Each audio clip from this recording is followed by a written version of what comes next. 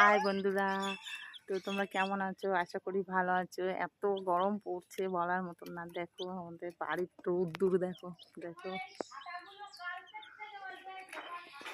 আর দেখো কি কিনেছি তোমাদেরকে দেখাই, দাঁড়াও।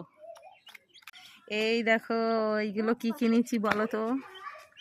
এই দেখো, এই এই একটা, দাঁড়াও, এই দেখো এই একটা। এইগুলো কিনেছি, 300 টাকা নিয়েছে। মুরগিগুলো দেখো, এই মুরগি দুটো দেখো, দেখো।